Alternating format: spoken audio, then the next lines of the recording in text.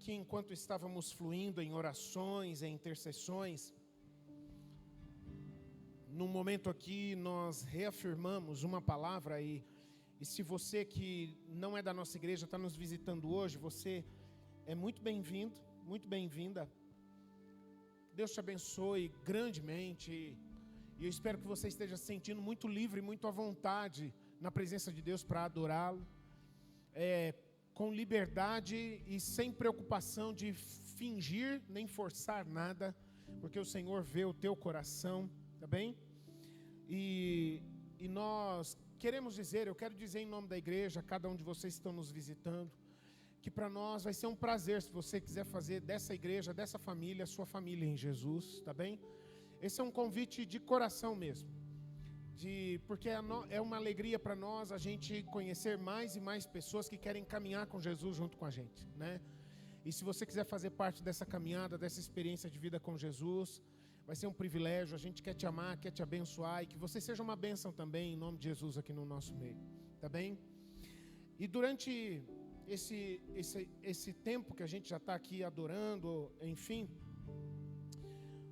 estava reafirmando uma palavra que nós recebemos do Senhor já fazem anos já, a respeito de qual é o foco do ministério dessa igreja.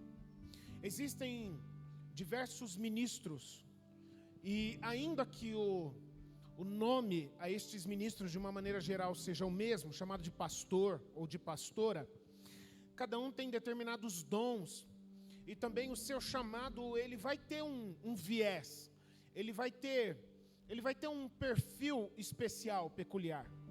Tem aqueles pastores que são muito evangelistas, né? Tem aqueles pastores que são muito mestres, ensinadores, né? Tem aqueles pastores que são paizões e mãezonas, que é como se eles pegassem a igreja inteira, sentassem no colo, senta aqui, meu irmão, chora aqui, eu vou cuidar de você, eu vou te consolar, eu sempre vou cuidar de você, e enfim, é dom, isso é dado por Deus, é aquilo que o Senhor deposita, glória a Deus, é aquilo que o Senhor deposita em cada coração, e isso que o Senhor nos dá, vai se tornar o que nós enxergamos, aonde o Senhor leva os seus filhos e as suas filhas, o que nós vamos dar é aquilo que o Senhor tem depositado dentro de nós.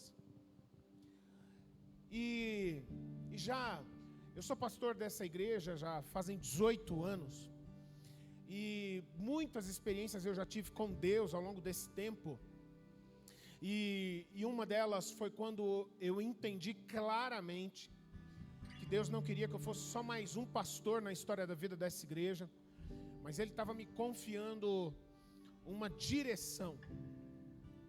E é por isso que já fazem anos em que nós insistentemente declaramos o que o Senhor tem nos feito enxergar como igreja aqui na nossa cidade onde nós estamos. E a gente não se acomodar, a gente não sossegar, enquanto não tivermos todas as famílias da nossa cidade sendo discipuladas pelo Evangelho de Jesus.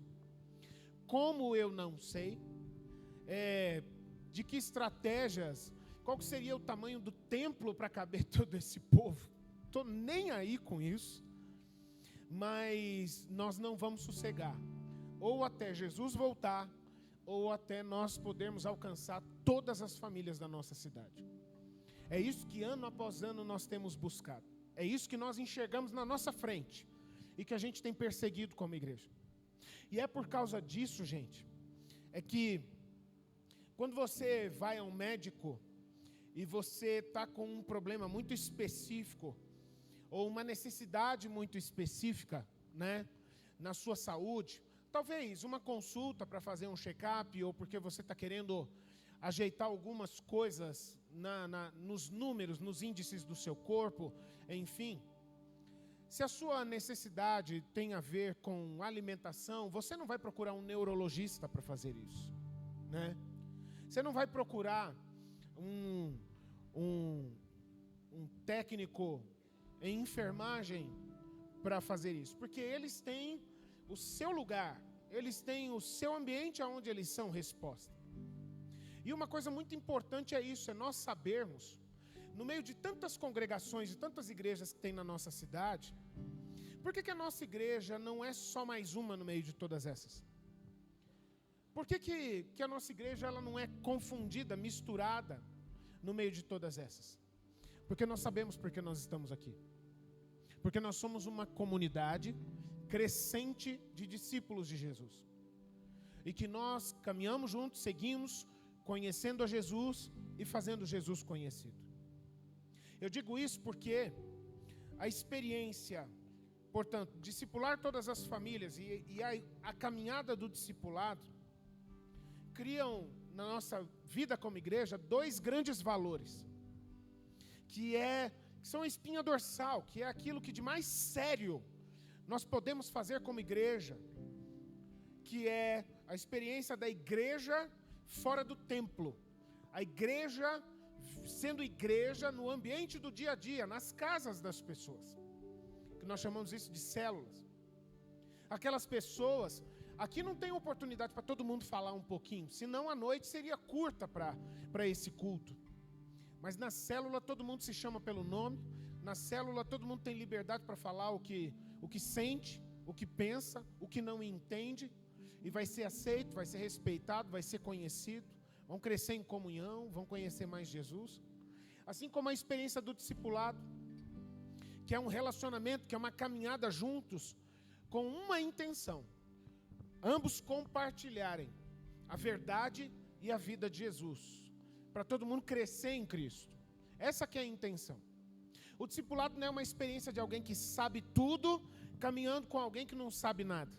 Todos nós somos discípulos. Eu sou discipulado por alguém também. Eu continuo e continuarei até o final da minha vida, ou até Jesus voltar, sendo discípulo de Jesus também. E é isso que é importante. Nós entendemos que o Senhor Jesus nos chamou para sermos discípulos, que fazemos discípulos. Ah, mas eu estou caminhando há muito pouco tempo com Jesus e o meu conhecimento de Cristo é muito pouco. Aquilo que você tem, com certeza pode enriquecer, abençoar e até salvar a vida de uma pessoa, por mais simples que seja. Eu costumo dizer exatamente em discipulados que não tem palavra mais poderosa que uma pessoa pode falar de Deus para outra pessoa do que os testemunhos daquilo que Jesus já fez na sua vida. Não tem palavra que a gente entregue com mais autoridade na vida de alguém do que dizer: olha, eu conheço muito bem esse lado da vida, porque eu já vivi isso, e eu estou aqui como uma prova viva de que Jesus pode fazer na sua vida, porque Ele fez na minha também. Ah, mas não é verdade, eu sou prova, eu estou aqui, eu estou dizendo para você que é verdade, porque Ele fez na minha vida. Entende? E a partir disso a gente vai crescendo no conhecimento de Jesus, e daí vem novas experiências, e vem mais autoridade, e vem mais revelação. Até Jesus voltar vai ser assim, meus irmãos. Até Jesus voltar vai ser assim. E é por causa disso que no final do ano passado, desde o final do ano passado, no segundo semestre, quando começou o ano da nossa igreja, que começa no segundo semestre, o Senhor nos deu uma palavra. Isso que vocês têm feito me agrada, mas eu quero mais de vocês. Eu quero mais do que vocês fazerem discípulos um depois do outro, Mas eu quero que vocês se esforcem para discipular novas gerações. Aqui, Ali, tá bem. Obrigado, querida. Deus abençoe, viu? Novas gerações. O Senhor Jesus nos tem chamado desde o final do ano passado, do segundo semestre do ano passado, a pensar: quem serão os próximos líderes de célula que a gente ainda não conhece? Quem será o próximo ministro de louvor que um dia, não sei quando, vai estar no lugar da Mary, nossa pastora? Quem será um dia o próximo pastor que vai estar no meu lugar e que vai pegar o bastão e que vai conduzir essa igreja a níveis mais elevados do que o Senhor me permitiu? Desde o ano passado, meus irmãos, nós temos orado insistentemente sobre isso. Da gente entender que é muito pouco nós sermos uma igreja forte hoje, mas que no dia de amanhã ela começa a vazar como um balde furado, porque a unção vai indo embora junto com aqueles que experimentaram aquele mover, aquele avivamento, mas que isso seja transferido para as próximas gerações, seja novas gerações etárias de idade, as nossas crianças, os nossos jovens adolescentes, enfim, seja as novas gerações desses irmãos, que talvez não sejam tão novinhos assim, mas eles são novos na fé, eles estão começando a viver com Jesus. Talvez o próximo pastor dessa igreja que vai estar à frente do ministério dessa igreja, ou talvez fazendo parte da equipe pastoral dessa igreja, talvez eu nem conheça essa pessoa ainda. Mas Deus sabe quem é. E o nosso trabalho, meus irmãos, é a gente compartilhar Jesus. De graça recebestes, de graça dai. É o que o Senhor nos diz. E a gente vai fazendo isso. E o resto a gente vai deixando Deus fazer. Deus agir. Deus cuidar da igreja que é dele. E não tem ninguém melhor para cuidar da igreja como o dono dela. E eu preciso te dar essa notícia bombástica. Talvez você vai enlouquecer, vai sair correndo, gritando, babando, que nem um cachorro maluco. Eu não sou o dono dessa igreja. Nunca fui. As vidas dessas famílias foram confiadas à minha responsabilidade, em nome de Jesus, e o meu papel é entregar vocês de volta para Jesus, saudáveis, frutíferos, sendo uma bênção nessa terra, fazendo discípulos como todo bom discípulo. E sabe, queridos, eu estou falando isso porque é muito importante nós jogarmos lenha nessa fogueira. Essa palavra, ela continua viva no nosso coração. Essa palavra, ela ainda continua presente, atual na nossa realidade. E é por causa disso que eu gostaria de falar ao seu coração um pouquinho, baseado na experiência crítica de um grande homem de Deus, que penou na sua vida, que sofreu no seu ministério, que entrou em crise espiritual, porque ele não entendeu essa palavra. Se um grande homem de Deus, não sei se você conhece da palavra de Deus, já ouviu falar desse homem chamado Elias? Quem já ouviu falar do profeta Elias? Tem alguém aqui que já ouviu falar? Amém, amém, tem alguns. Se não, eu gostaria de falar com você um pouco sobre esse homem agora. Uma das tantas experiências que ele teve com Deus, e eu gostaria de ressaltar aqui uma das experiências, eu posso dizer que a experiência, o momento mais crítico, mais terrível na vida de Elias. Primeiro livro dos Reis, capítulo 19, a partir do verso 13, mas não o verso 13 todo, eu quero pegar do finalzinho do verso 13 em diante até o verso 18. A palavra de Deus conta assim. Os meninos vão jogar, amém, está aqui, você pode acompanhar aí. A palavra de Deus diz assim: eis que veio uma voz, que era a voz do Senhor, e lhe disse, falando com Elias: o que você está fazendo aqui, Elias? E ele respondeu: tenho sido muito zeloso pelo Senhor, Deus dos exércitos, porque os filhos de Israel deixaram a tua aliança, derrubaram os teus altares e mataram os teus profetas à espada. E só eu fiquei. Aliás, só fiquei eu. E eles estão querendo tirar minha vida.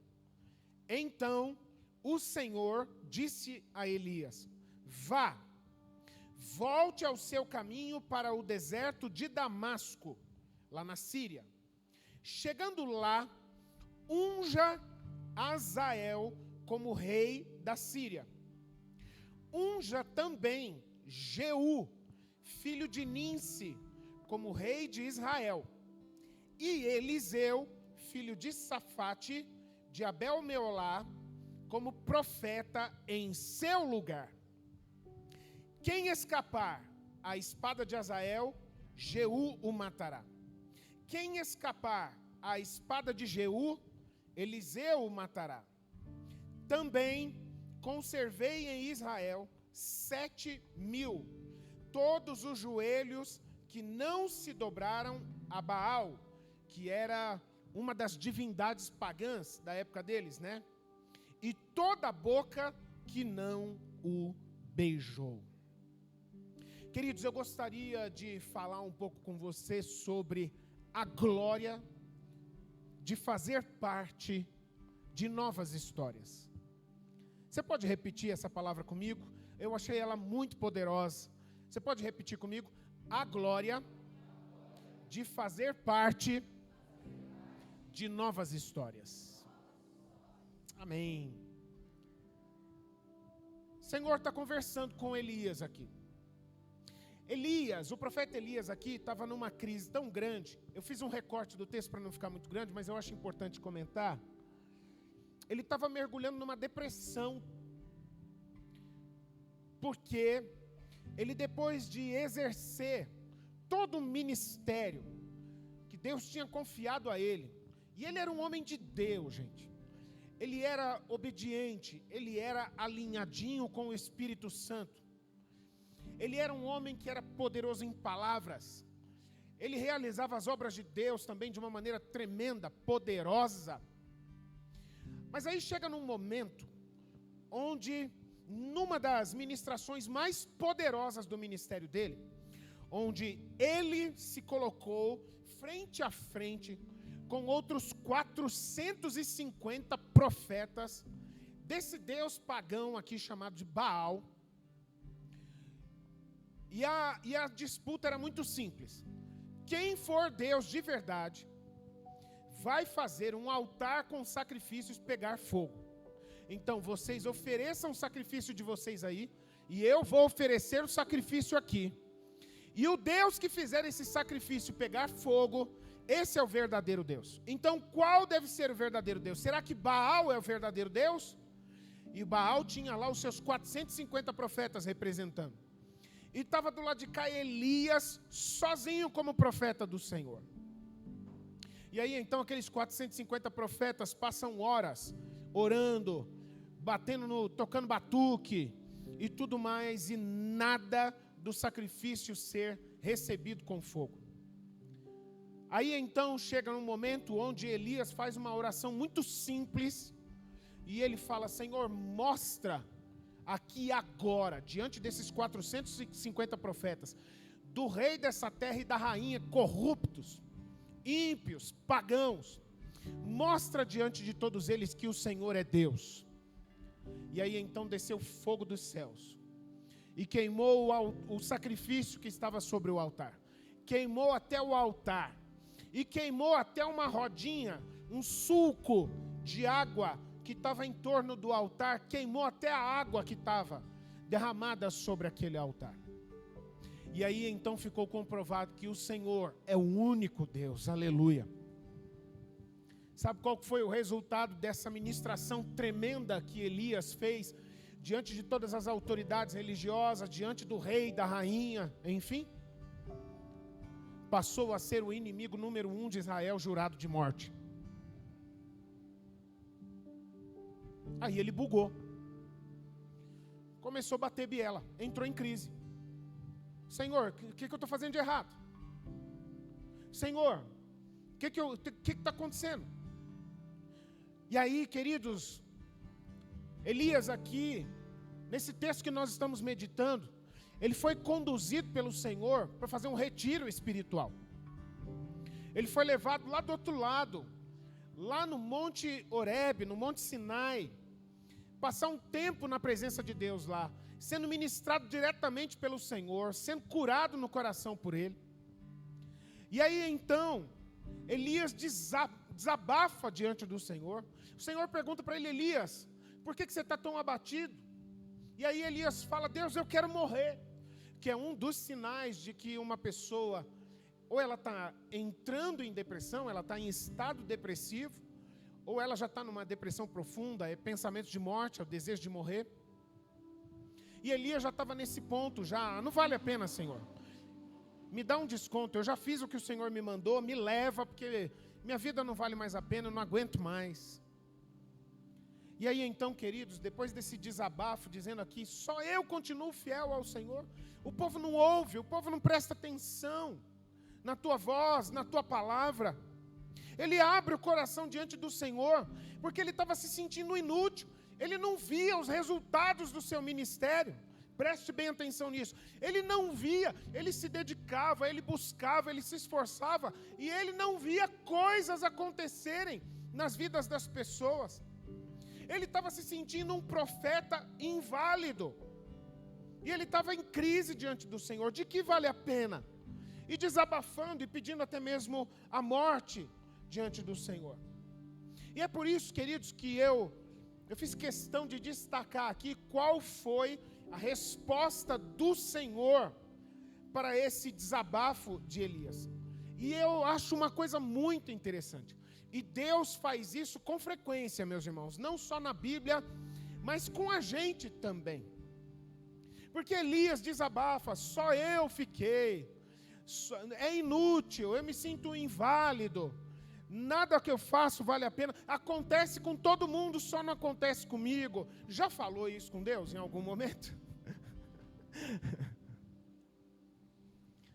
Todo mundo é abençoado, todo mundo flui, todo mundo vê, só comigo que não acontece. E como é interessante que a resposta que Deus dá a Elias é aparentemente estranha.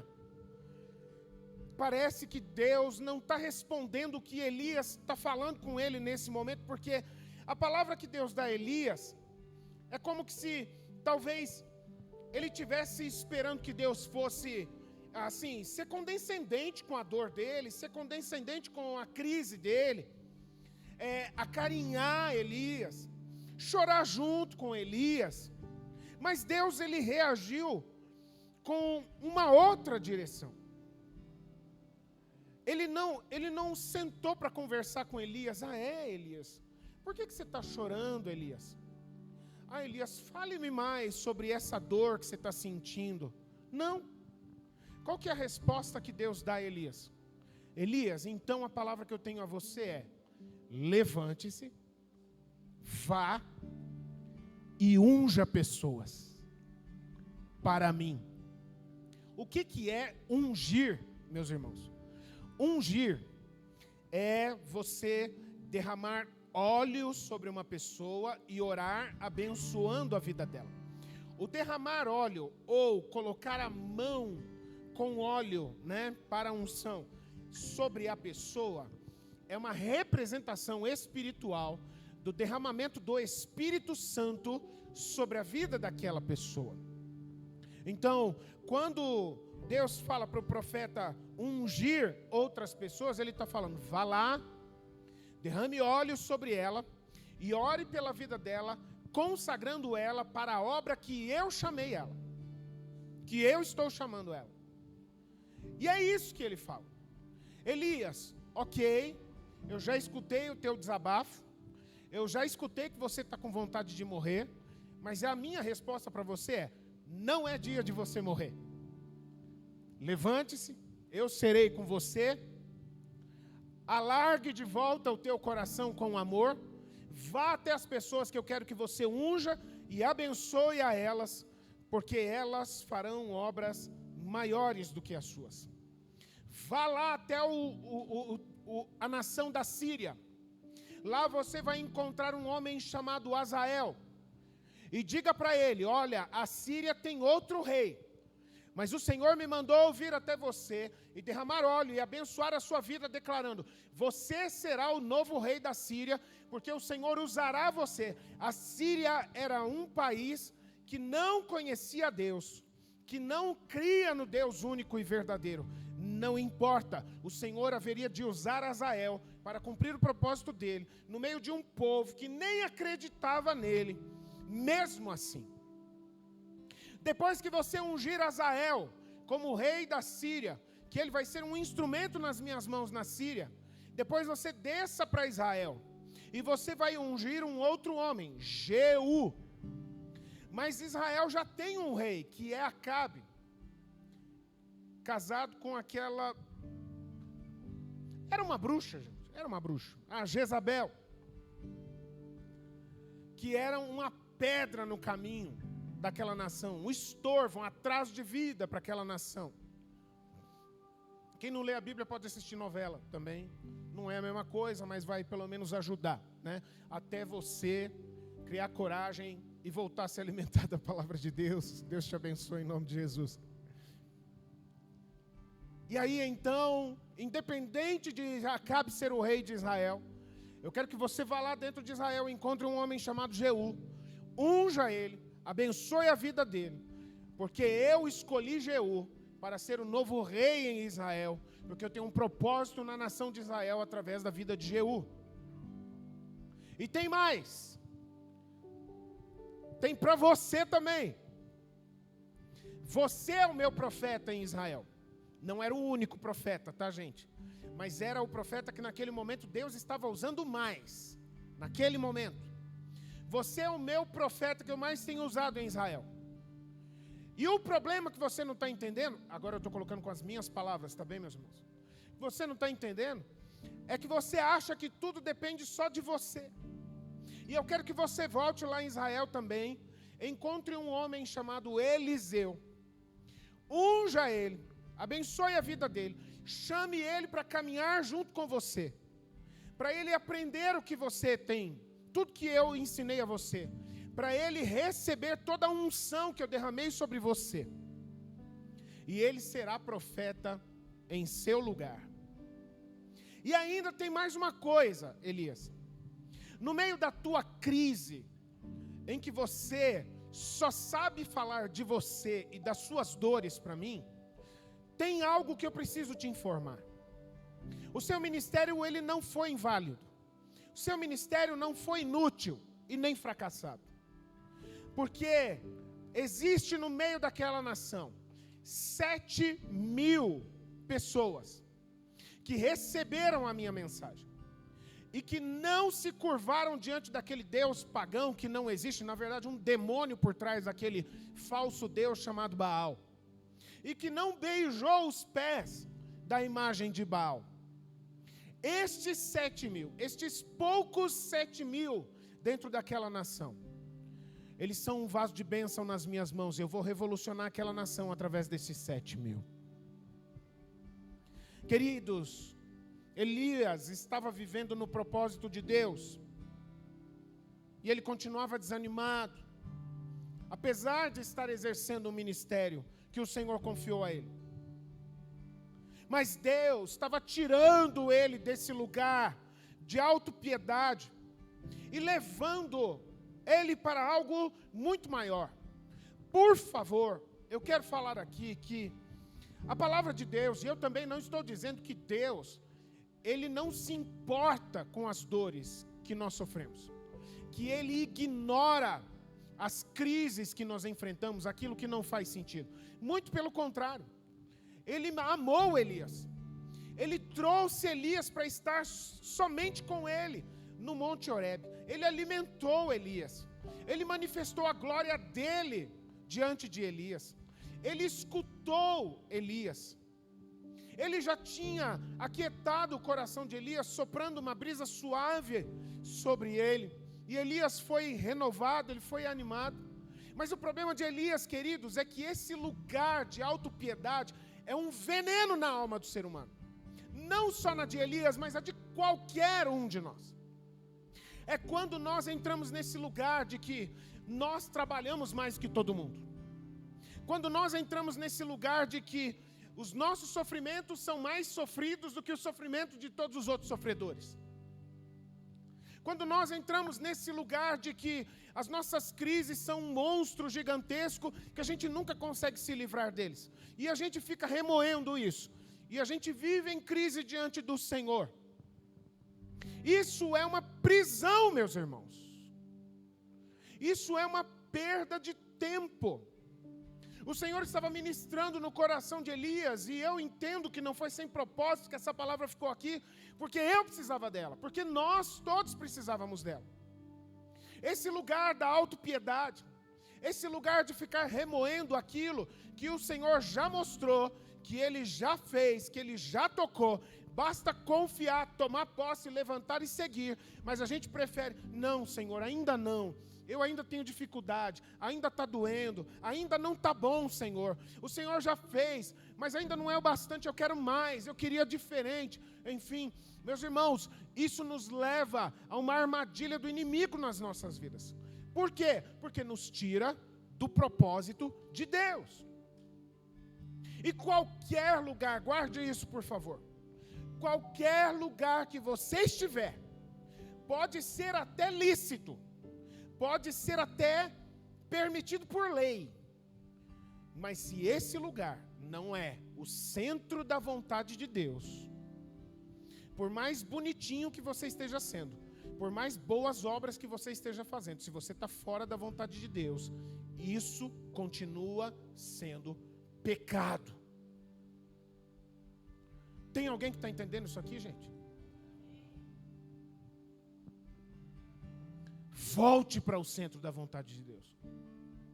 Volte a alinhar a sua vida ao propósito do Senhor. As demais coisas vos serão acrescentadas. Isso é promessa. É confiar na promessa do Senhor Jesus, de que enquanto nós estamos indo e cuidando daquilo ou daquelas pessoas que o Senhor tem confiado a nós, Ele estará cuidando de nós. Agora, quando nós paramos de cuidar daquilo ou daqueles que o Senhor tem confiado a nós, para a gente cuidar da nossa vida, o Senhor tira a mão. Você quer cuidar da sua vida? Então cuide dela. Cuide você dela. Se você não quer permitir que eu seja o teu Salvador, se você não quer permitir que eu seja caminho, verdade, vida, o segredo, a chave da tua felicidade, então tente você encontrar felicidade sem Deus. O Senhor, palavras minhas, isso, o Senhor não tem crise com isso. Ele não fica brigando com a gente, batendo boca. Ah, você um dia disse que confiava em mim, agora você não está confiando mais, eu estou chateado com você. Ele continua nos amando com amor eterno, apesar das nossas escolhas às vezes. Amém, gente? Eu espero em nome de Jesus que essa palavra gere temor nos nossos corações. Meu irmão, minha irmã, que você tenha alergia, urticária, por estar fora do centro da vontade de Deus. É aquele que é o teu lugar. Se for necessário, pague de louco. Se for necessário, radicalize. Mas volte para o centro da vontade de Deus. E não saia daquele lugar. Porque é só ali que você vai encontrar de verdade o propósito pelo qual você nasceu. Pelo qual o Senhor te criou e tem te sustentado aqui nessa terra. Em Cristo Jesus. E é por isso, queridos, que Deus pega Elias e leva Elias, fala para Elias: Elias, eu quero mostrar para você que ainda não chegou o final do meu propósito na sua vida. Você vai morrer um dia. Quer dizer, não vai. Elias não morreu, tá, gente? Só houve 2 pessoas na história da humanidade que partiram dessa terra sem morrer. Um deles foi Elias. E talvez alguns de nós, se a gente estiver vivo quando Jesus voltar.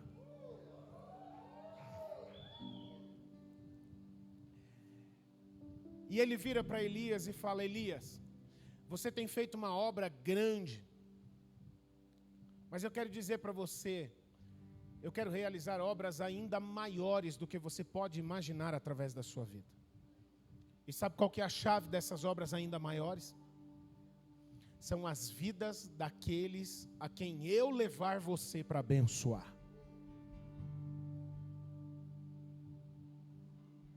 Quando Deus, Ele diz, apesar de parecer que ninguém estava dando atenção para a mensagem do profeta naquela época em Israel, mas Deus diz que havia uma geração viva em Israel. Uma geração viva na fé em Israel. Uma geração viva no Espírito em Israel. Eles que estavam sim, estes 7.000 estavam sim, escutando a mensagem que Deus confiou a Elias. Apesar de parecer que não.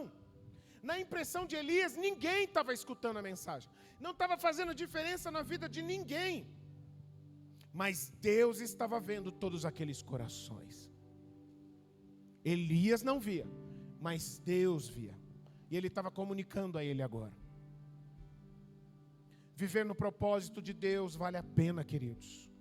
Mesmo quando parece que não está dando resultados. Eu vou falar isso de novo. Eu preciso que você guarde no seu coração isso.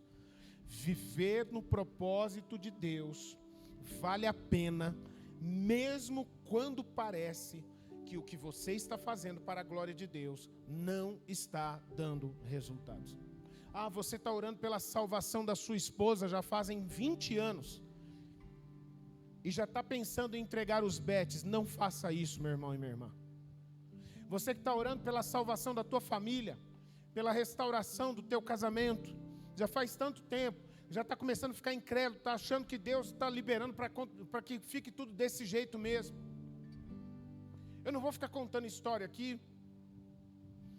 além do que eu já estou contando, mas eu só quero te indicar um dos testemunhos poderosos a respeito disso. Já falei sobre esse testemunho em discipulado aqui na igreja. Conheça a história de um homem chamado George Miller. E procure na história de George Miller o testemunho que conta sobre a intensidade em oração dele pela salvação dos seus 5 amigos mais chegados. E depois veja o que Deus fez na história de George Miller. Através da vida de George Miller e como Deus fez. Talvez, queridos, o que está acontecendo é que você apenas ainda não viu aquilo que Deus já está vendo. E é por isso que uma oração que a gente precisa fazer com frequência: Senhor, me ajuda a ver as coisas que o Senhor está vendo. Às vezes, a gente está tão estressado, tão abalado, tão mexido, que a gente não está enxergando coisas que às vezes estão debaixo do nosso nariz. Mas o Senhor pode abrir os nossos olhos, para a gente poder ver aquilo que Ele já está vendo. E quando Deus ainda manda Elias ir lá para ungir uma nova liderança na terra, um novo rei do país vizinho, Azael, na Síria, o novo rei do povo dele, Jeú, para ser rei em Israel, e o novo profeta que ocuparia o lugar dele, Eliseu, dele mesmo, Eliseu. Queridos, eu acho interessante porque tem algumas chaves espirituais por trás destes aspectos aqui, mas tem uma coisa muito interessante. Quando eu estava meditando sobre isso daqui, eu fui levado a perceber a história de Abraão, outro homem de Deus, lá no começo da Bíblia, no livro de Gênesis. Deus vira para Abraão, um homem pacato, um homem tímido, acostumado, acomodado com a vida que ele tinha, de retirante, e vira para Abraão e fala: Abraão, em ti e na tua descendência serão abençoadas todas as famílias da terra. Uma obra infinitamente maior do que ele mesmo. É a mesma coisa quando Deus vira para Elias e fala para Elias: Elias, unja reis e profetas que vão fazer muito mais do que as grandes coisas que você já fez. Você quer fazer parte de obras ainda maiores? Então vá ungir e abençoar as vidas dessas pessoas. Que é, queridos, semelhante à experiência que Deus teve com Davi, um jovem, adolescente, que cuidava de ovelhas para o seu pai. E Deus vira para ele, através do profeta Samuel, para falar: você vai governar uma nação segundo o meu coração. Como? Eu sou um adolescente. Eu só cuido das ovelhas do meu pai. Eu não sei fazer outra coisa. E arranho na harpa também, no violão da época. Que é semelhante também, queridos, a quando Jesus, ele ouve pela boca do profeta a palavra do Pai eterno, que diz para ele: eis o Cordeiro de Deus, que tira o pecado do mundo.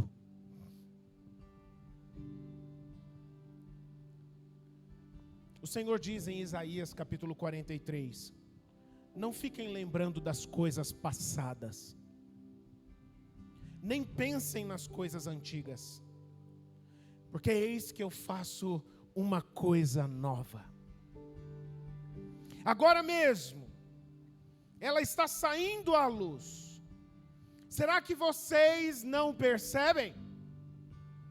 Será que vocês estão vivendo tanto daquilo que já passaram, daquilo que já viram no passado, daquilo que estão sofrendo nos dias de hoje, que não percebem que eu estou fazendo uma coisa nova neste tempo também, e eu tenho um propósito na sua vida para esta coisa nova?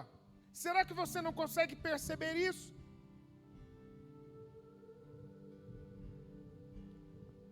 Jesus, quando ele pagou o preço pelos nossos pecados na cruz, sabe o que ele também estava fazendo naquele momento?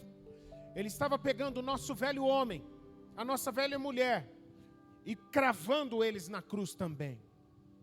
E a graça de Jesus dá para nós, no lugar daquele velho homem, daquela velha mulher que nós fomos um dia, ele nos dá um futuro para coisas ainda maiores.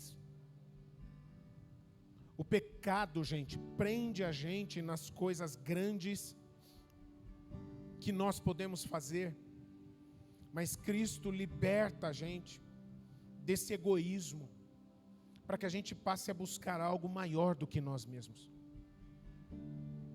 Tem gente que se conforma em fazer coisas boas, coisas grandes, mas o propósito de Deus é realizar coisas ainda maiores. Teve um tempo atrás, eu disse aqui na nossa igreja, esse mundo estimula muito a gente a levantar o nosso próprio nome, porque se nós não levantarmos o nosso nome, ninguém vai levantar o nosso nome por nós. Mas, queridos, na nova aliança que Jesus estabeleceu na cruz do Calvário, o nosso nome, ele não precisa ser levantado. O nosso nome, ele é feito à medida que nós levantamos o nome de outro. À medida que nós levantamos o nome de Jesus. À medida que a gente levanta o próximo, o nome do próximo, no amor de Jesus. O quanto que Deus pode fazer obras ainda maiores através de você. Talvez na vida daquela pessoa que é seu colega. Sabe aquele colega seu que ninguém gosta dele? Aquele seu colega que ninguém cumprimenta ele porque ele é chato, porque ele é estranho, porque ele ri de um jeito diferente, porque ele não pensa como todo mundo. O Senhor quer realizar obras ainda maiores através de você, olhando para aquela pessoa que ninguém vê e fazendo algo tremendo, maravilhoso na vida daquela pessoa. Dê atenção a essa pessoa que ninguém dá valor. O quanto que Deus pode fazer coisas ainda maiores através de você, na sua vizinhança. Não se envergonhe de Cristo, não se envergonhe do Evangelho. Fale a todos que você é um cristão. Convide as pessoas que você tiver oportunidade a conhecer a Cristo junto com você. O quanto que Deus pode fazer obras ainda maiores através da sua vida, na vida do seu irmão da igreja, na vida do seu irmão da célula. Quando você decidir se conectar com essa pessoa intencionalmente, mas ela não fala muito comigo. Mas que você então vá e fale com ela. Que seja você quem vai na direção e aprofunde o relacionamento com ela. Para que vocês tenham uma comunhão diferente. Coisas que Deus pode fazer muito maiores através da sua vida. Ao invés de você gastar tanto como você gasta, só com você. Semeie ofertas de amor. Abençoe pessoas. Invista naquilo que você nunca vai perder para toda a eternidade. Porque aquilo que você gasta com você, meu irmão e minha irmã, a grande maioria destas coisas vai passar. E não vai tornar você uma pessoa mais semelhante a Jesus Cristo e mais próxima de Deus. Que você possa guardar isso no seu coração, amém? Você pode ficar em pé.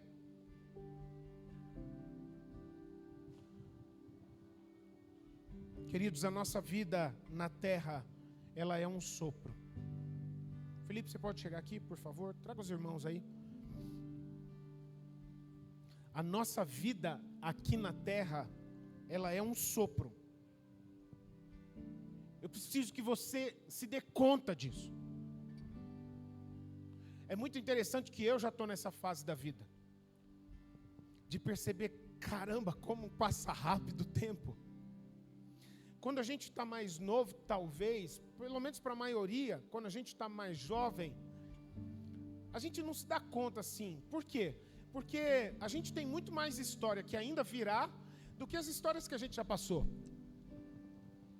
Mas não passe assim. A gente olha para trás e percebe, caramba, passaram 10 anos. Passaram 20 anos. Passaram 40 anos. E parece que eu não vi o tempo passar. Tudo passa muito rápido. E eu estou dizendo isso, meu irmão e minha irmã, para que você, em nome de Jesus, guarde essa palavra no seu coração. Não desperdice a vida que Deus te deu. Amar como você. Faça a tua vida valer a pena. Não desperdice a sua vida se dedicando apenas aos seus interesses. Invista a tua vida em algo que é maior do que você mesmo. E algo que ninguém vai poder tirar de você. Me ama, sabe? Que você vai ter os frutos disso para toda a eternidade. Gostaria que você fechasse os seus olhos, por favor. Eu gostaria de orar com você. Mas eu preciso que antes de eu orar com você, eu acho que é importante que você tenha uma conversa bem honesta com Deus. Meu irmão, minha irmã, eu quero te fazer uma pergunta. Como é que está o teu coração? Eu vou fazer uma pergunta parecida. Aonde que está o teu coração? E eu quero fazer um apelo a você. Volta para Jesus.